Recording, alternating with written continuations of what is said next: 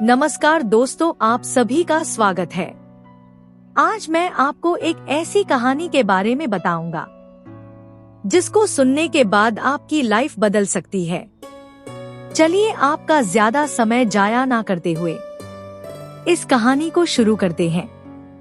दोस्तों, एक बार की बात है, काफी सारे तीर्थ यात्री किसी तीर्थ स्थान पर दर्शन करके आ रहे थे। बस पहाड़ी इलाके में बस सफर कर रही थी।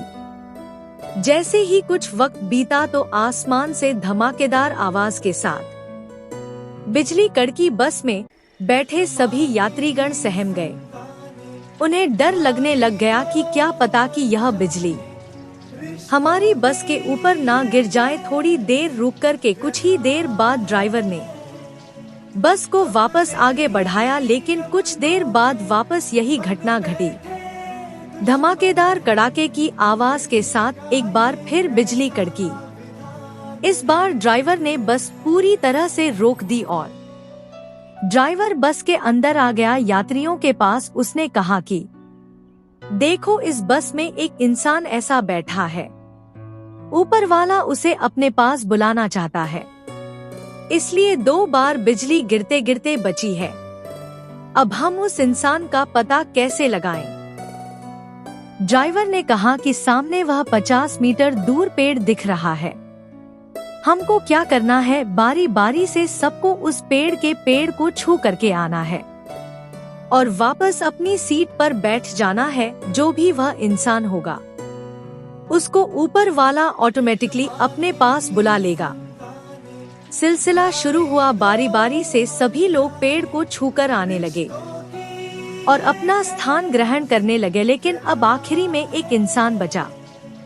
सबको लगा कि भाई यही वो इंसान है जिसकी वजह से हमारे साथ इतनी प्रॉब्लम आई थी। अब गया और जैसे ही उसने पेड़ को टच किया वैसे ही बस पर बिजली गिर चुकी थी और बस में बैठे सारे लोग ऊपर वाले को प्यारे हो गए। और वह सारे लोग यही सोच रहे थे कि सिर्फ एक इंसान की वजह से हमारी जान को खतरा है, जबकि उस इंसान की वजह से उनकी जान बची हुई थी। यानी कि वह एक आदमी था जिसने इतने अच्छे कर्म किए हुए थे जिसकी वजह से सारे बाकी बचे हुए थे। इसलिए इस कहानी से हमें शिक्षा मिलती है कि दूसरों पर कभी शक नहीं करना चाहिए और अपनों से प्यार करना चाहिए, क्योंकि कभी कभी कुदरत की जो घटना घटित होती है उन पर हमारा कंट्रोल नहीं होता है। इसलिए जैसे भी सिचुएशन हो, हमें कभी किसी पर शक नहीं करना चाहिए और परिस्थिति का बारीकी से आकलन करके सुध बुध से आपस में परामर्श लेकर के आगे बढ़ना चाहिए।